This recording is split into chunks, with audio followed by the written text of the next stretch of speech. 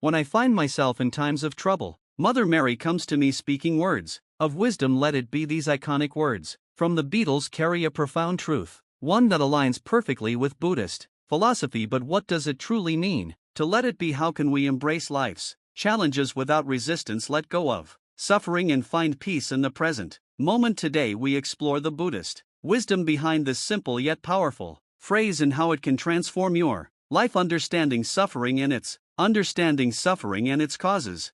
Buddhism begins with a simple yet profound truth: life contains suffering. No matter who we are or where we come from, we all experience pain, loss, and disappointment. The Buddha identified this universal reality over 2,500 years ago and laid out a path to understand and ultimately overcome suffering. This path begins with the Four Noble Truths, the foundation of Buddhist wisdom. The first truth is straightforward: suffering exists from physical pain to emotional distress. No one is exempt from hardship, but Buddhism doesn't stop there. It invites us to look deeper. The second truth explains that suffering has a cause: attachment and craving. We cling to things, relationships, material possessions, even our own identities, believing they will bring us lasting happiness. But everything in life is impermanent. When we attach ourselves to something temporary, we inevitably suffer. When it changes or disappears, think about the moments in life when you felt the most pain: a broken relationship, the loss of a loved one, a dream that didn't come true. The suffering often comes not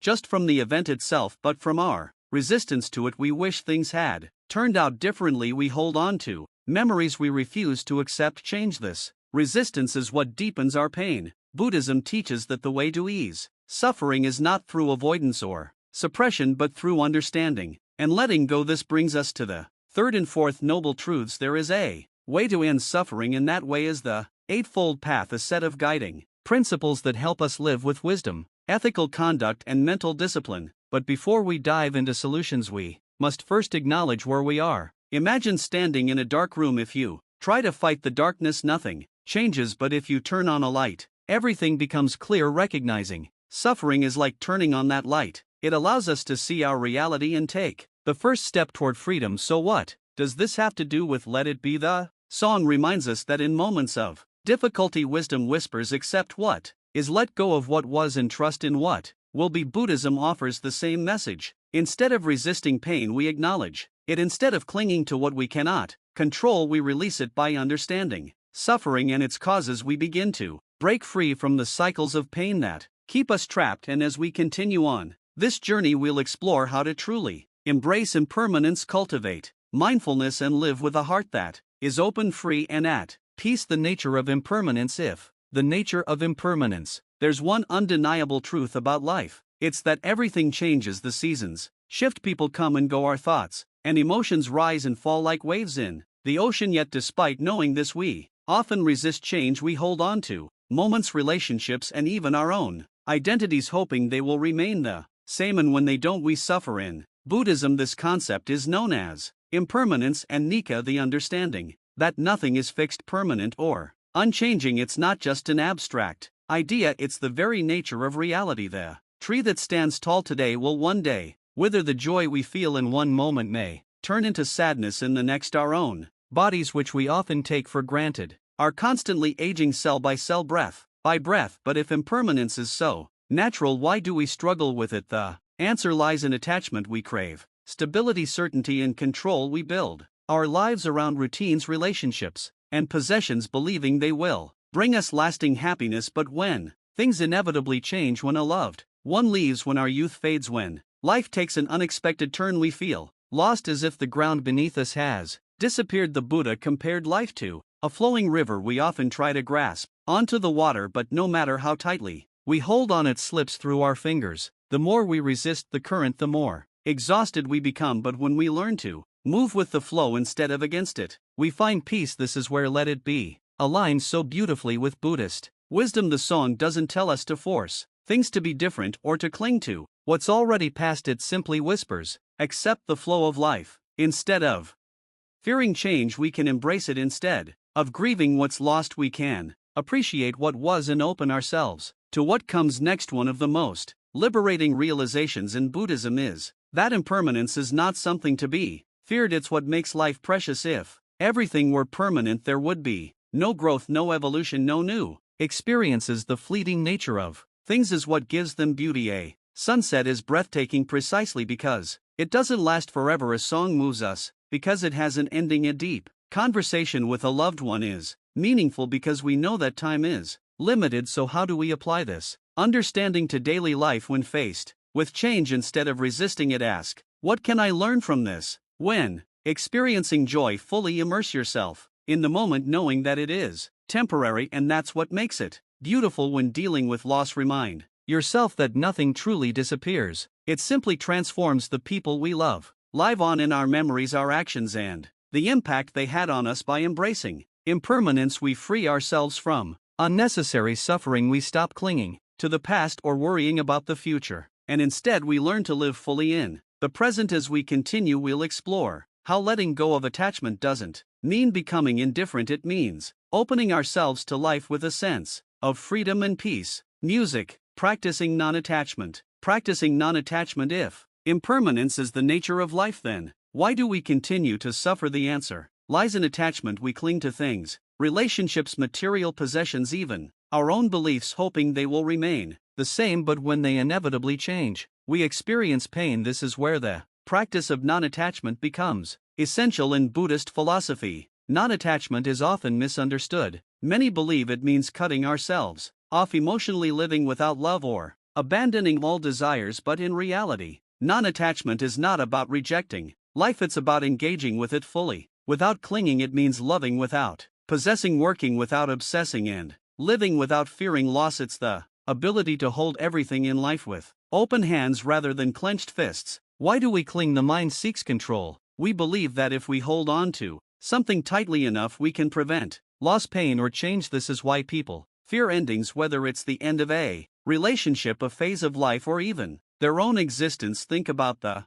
times you've held on to something long after it was meant to go, a job that no longer fulfilled you, a relationship that had run its course, or an idea of yourself that no longer aligned with who you were becoming. The more you clung to it, the more suffering you created. This is where Buddhism invites us to shift our perspective. Instead of seeing non-attachment as losing something, we can see it as gaining freedom. When we stop clinging, we allow life to flow naturally. We begin to experience things as they are rather than through the lens of fear, desire, or expectation. The illusion of ownership. Another reason we struggle with attachment is that we believe we own things, our possessions, our achievements, even other people. But in truth, we don't own anything, not even our own bodies. Everything we have is borrowed from the universe, temporarily passing through our lives. Consider this: the home you live in, the clothes you wear, and the phone in your hand will all one day belong to someone else. Even the relationships we cherish are not truly ours. The people in our lives are here by their own choice, not because we have a claim over them. When we understand this, we begin to interact with the world differently. We stop trying to possess people and instead appreciate them. We stop obsessing over wealth and instead use it wisely. We stop resisting change and instead embrace it as a natural part of life. Non-attachment in love. One of the most powerful applications of non-attachment is in our relationships. Love, when mixed with attachment, often turns into possession or fear. We become afraid of losing someone, so we try to control them. We expect them to act a certain way, fulfill our needs, or never change. But real love is not about possession, it's about freedom. The Buddhist monk Thich Nhat Hanh once said, "You must love in such a way that the person you love feels free." This means loving without expecting anything in return. It means allowing others to be themselves rather than trying to mold them into who we want them to be. It means appreciating every moment with someone without fearing the future. Imagine a bird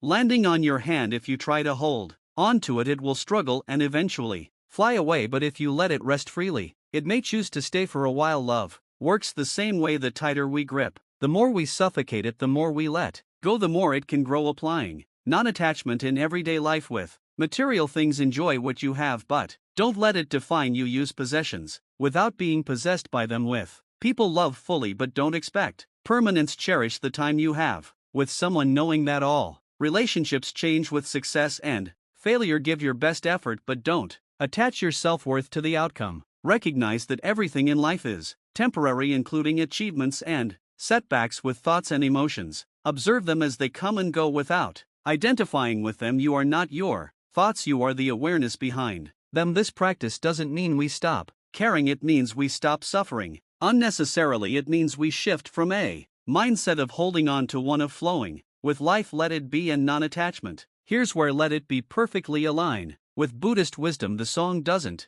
say force it to be or make it be, it simply says let it be. This is the essence of non-attachment. When life brings pain, instead of resisting it, we acknowledge it. When things change, instead of fighting it, we adapt. When we love, instead of clinging, we appreciate. By practicing non-attachment, we don't become cold or indifferent, we become free. We engage with life more deeply, love more fully, and experience peace that is not dependent on circumstances. As we move forward, we'll explore another key ingredient in this journey: patience and acceptance, the ability to trust the unfolding of life even when things don't go as planned. Cultivating patience and acceptance. Acceptance in a world that moves faster. Everyday patience is often seen as a luxury. We want immediate answers, instant results, and quick solutions to our problems, but life doesn't always work that way. No matter how much we try to control events, delays happen, challenges arise, and things often take longer than we expect. Buddhism teaches that patience and acceptance are essential for inner peace. The more we resist the natural flow of life, the more suffering we create for ourselves. Instead of constantly struggling against reality, we can learn to embrace it as it is. Why do we struggle with patience? At the root of impatience is attachment to expectations. We have a mental image of how things should be, how fast we should succeed, how quickly people should change, how soon we should get what we want, and when reality doesn't match our expectations, we become frustrated. Think about the last time you felt impatient. Maybe you were stuck in traffic waiting for a response from someone, or struggling with personal growth. What was really causing your frustration? It wasn't the situation itself, but your desire for it to be different. Impatience is a form of resistance. It's the mind saying, this moment isn't good enough, I need the next one to be better. But when we live this way, we are constantly waiting for happiness instead of experiencing it. Acceptance, the path to freedom. One of the greatest teachings in Buddhism is that suffering comes not from what happens, but from our resistance to it. When we resist reality, we create inner turmoil, but when we accept things as they are, we find peace. This doesn't mean we stop striving for change or improvement. It simply means that instead of fighting against what is, we learn to work with it. Take, for example, the frustration of waiting in line. You have two choices: resist the situation, get angry, check your phone repeatedly, complain in your mind. Does it make the line move faster? No, it only makes you suffer more. Accept the situation, use the time to breathe, observe your surroundings, or simply relax. The external situation hasn't changed, but your experience of it has. Now apply this to bigger things in life: a delayed goal, a challenging relationship, or a difficult personal struggle. The more we resist, the more we suffer, but when we accept, we open the door to peace and clarity. Patience in personal growth. One of the hardest places to practice patience is with ourselves. We all want to grow, improve, and overcome our struggles, but deep change takes time. A person overcoming fear cannot force themselves to be brave overnight. A meditator cannot expect instant peace the first time they sit in silence. A person healing from emotional pain cannot rush the process. True transformation happens gradually, just as a tree grows slowly from a seed. Personal growth unfolds in its own time. Rushing the process only creates frustration. Instead of demanding immediate results, we can learn to trust that everything happens at the right pace. This trust is the foundation of patience. Let it be, and the wisdom of patience. The song Let It Be does not tell us to force things to happen. It does not say make it be or hurry up and fix it. Instead, it offers a simple yet powerful message: there will be an answer. Let it be. This aligns perfectly with Buddhist wisdom. Sometimes the best thing we can do is stop fighting and allow life to unfold naturally. Not every problem needs an immediate solution. Not every challenge needs to be controlled. When we learn to let things be, we create space for clarity and wisdom to arise. Practical ways to cultivate patience and acceptance: breathe when frustration arises, take slow deep breaths. This calms the nervous system and reminds you that there is no rush. Shift your perspective. Instead of seeing delays as obstacles, see them as opportunities to practice peace. Observe instead of reacting. The next time you feel impatience, simply notice it without acting on it. Often, awareness itself is enough to create a shift. Let go of rigid timeline, set goals, but release the idea that they must happen exactly when you expect them, to trust that life unfolds at the right time just as a flower blooms when it is ready. Your life will unfold in perfect timing. By practicing patience, we align with the natural rhythm of life. Instead of resisting it, we stop rushing through the present moment and instead learn to live fully in it. In the next chapter, we'll explore the key to staying present, mindfulness, the ability to experience each moment without attachment or resistance, the power of mindfulness. If the power of mindfulness, patience, and acceptance allow us to stop resisting life, mindfulness is what allows us to fully experience it. We spend so much of our lives lost in thought, rehashing the past, worrying about the future, or distracting ourselves from the present moment. But true peace, clarity, and wisdom can only be found here and now. Buddhism teaches that mindfulness, the practice of being fully present, is the key to breaking free from suffering and experiencing life as it truly is. The mind's endless chatter. Have you ever noticed how often your mind pulls you away from the present moment? You might be eating a meal, but instead of tasting the food, you're thinking about what you need to do later. You might be listening to a friend, but instead of really hearing them, your mind is planning what you'll say next. This constant mental noise keeps us disconnected from reality. We live in our thoughts rather than in the world around us, and when our thoughts are filled with worries, regrets, or judgments, we suffer unnecessarily. Mindfulness is the antidote to this distraction. It is the practice of simply being aware of what is happening right now without judgment or resistance. When we are mindful, we fully engage with life. We taste our food, listen deeply, and experience each moment as it unfolds. Why is mindfulness so powerful? Mindfulness transforms our experience of life in three key ways. It breaks the cycle of automatic reactions. Instead of reacting impulsively to situations, mindfulness allows us to pause and respond with wisdom. It reduces suffering when we stop fighting reality and simply observe what is happening. Even difficult emotions become easier to handle. It deepens our appreciation for life. The simple act of being fully present turns ordinary moments into something extraordinary. Mindfulness in everyday life. Many people think mindfulness is only something you do while meditating, but true mindfulness is a way of living. You can practice it at any moment. Eating mindfully instead of rushing through a meal. Notice the taste, texture, and aroma of your food. Walking mindfully, feel the sensation of your feet touching the ground. Notice the rhythm of your breath. Listening mindfully, give your full attention when someone speaks. Listen not just to their words but to their emotions. Breathing mindfully, take a deep breath and feel the air entering and leaving your body. This simple act can bring you back to the present moment. Mindfulness isn't about changing your life, it's about fully experiencing the life you already have. Let it be, and the wisdom of mindfulness. The lyrics of Let It Be invite us to embrace the present moment as it is. They don't say overanalyze it, fix it immediately, or stress about it. They simply say let it be. When we practice mindfulness, we stop resisting reality. Instead of being lost in thought, we become fully engaged with what is happening right now. Mindfulness teaches us that the past is gone. We cannot change it. The future is uncertain. We cannot control it. The present is all we have, and it is enough. By learning to be here now, we free ourselves from unnecessary suffering. We stop getting caught in regrets or anxieties and instead find peace in simply experiencing life. In the next chapter, we will explore an even deeper level of this practice, renunciation, the art of letting go of what no longer serves us. The path of renunciation. If the path of renunciation, non-attachment, teaches us to hold life with open hands, and mindfulness helps us experience the present moment fully. Renunciation is the conscious choice to let go of what no longer serves us. In the West, the word renunciation often carries a negative connotation. It may bring to mind images of monks giving up all possessions or people abandoning worldly life. But in Buddhism, renunciation is not about deprivation, it is about freedom. It is about choosing to release what weighs us down so that we can live with greater clarity, peace, and purpose. Why is letting go so hard? We hold on to many things, possessions, relationships, identities, beliefs, often without realizing that they are sources of suffering. Why? Because we equate them with security, comfort, or happiness. We cling to material things believing they define our worth. We hold on to toxic relationships because we fear loneliness. We refuse to let go of old grudges,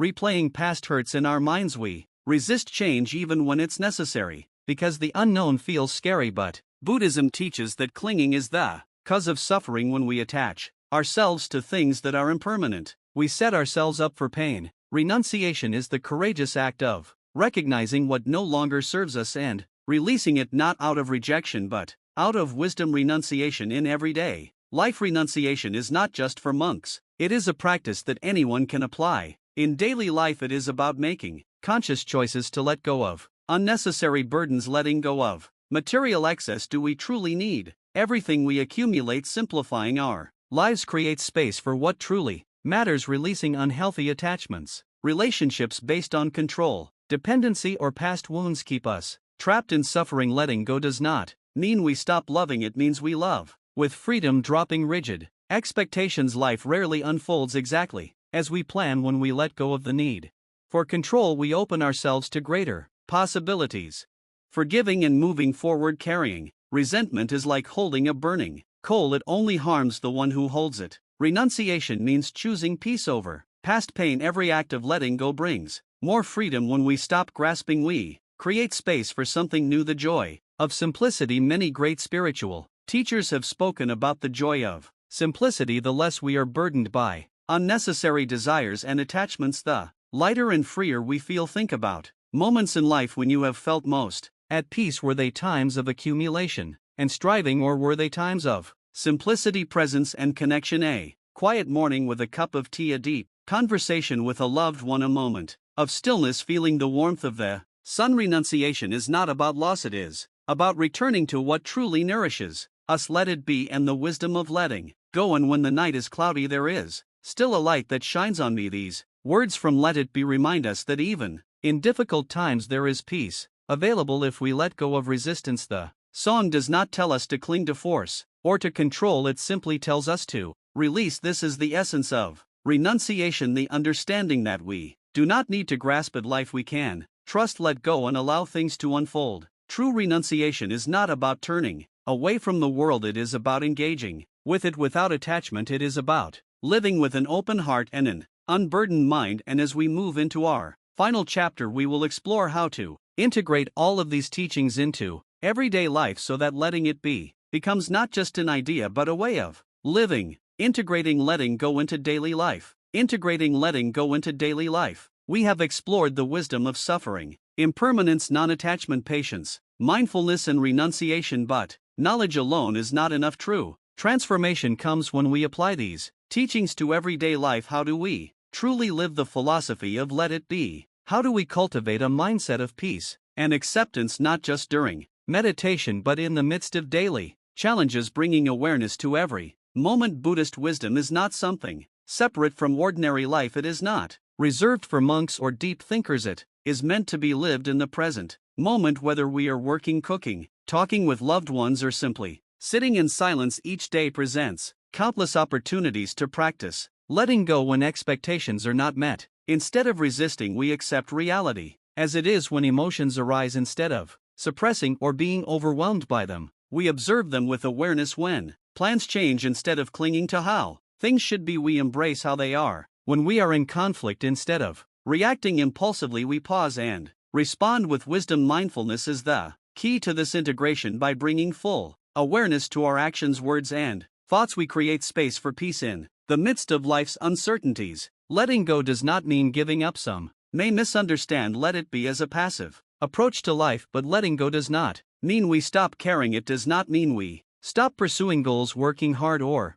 nurturing relationships. It simply means we do these things without attachment, without clinging to specific outcomes, without letting fear or control dictate our actions. We work but without obsession, we love but without possession, we dream but without fear of failure. This balance allows us to engage with life fully while remaining at peace no matter what happens, trusting the flow of life. When we resist life, we suffer. When we trust it, we find freedom. The greatest lesson of Let It Be and of Buddhism itself is that we do not need to control everything. Life unfolds in its own way, in its own time. Our job is not to force it but to flow with it. When we let go of our need for certainty, for control, for things to be exactly as we want them, we open ourselves to a deeper sense of peace, one that is unshaken by circumstances. Let it be more than a song, a way of life. The Beatles may not have written Let It Be as a Buddhist teaching, but its message is universal. It is a reminder that in moments of difficulty, Peace is always available if we allow it. Whisper words of wisdom, let it be this. Whisper is within each of us, guiding us toward a life of acceptance, presence, and freedom. The choice is ours. We can resist, or we can let it be. Thank you for